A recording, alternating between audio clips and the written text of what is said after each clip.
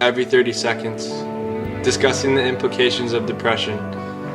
In today's society, it is desired to look like you have it all together, to seemingly project an image to the people that are surrounding you that you are good. This is especially true among teenagers who are going through a lot of change. This projection is interesting.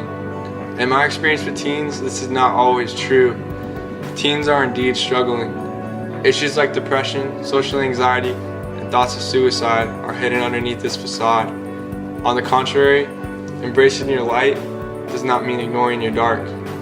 Deep down, we feel that we might be the only ones struggling, or that our problems are not important. This is why these issues are not addressed.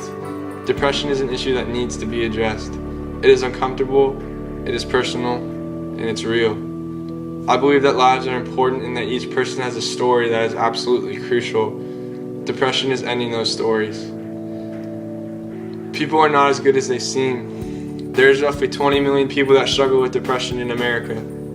Untreated depression is the leading cause of suicide, and suicide from ages 10 to 24 is the leading cause of death in America. Every 30 seconds, someone commits suicide. This issue is almost mysterious. The fact that people are dying because they're in a state of depression is astounding. Right now, depression is a deep cut that society is content to put a band-aid over. The first step in solving a problem is recognizing that there is one. The stigma around depression in society is to reject it. To merely accept depression as just being sad is to embrace the ignorance that keeping depression to yourself is the only outlet. The statistic that surprised me the most was that 2 out of 3 people that struggle with depression never get help for it. I think that this means that people are afraid of being judged, misunderstood, and/or labeled. People are desperately afraid that their real feelings and struggles will be exposed. No one wants their dark fears and pain to be brought up or talked about because it isn't enjoyable to talk about, and that is understandable.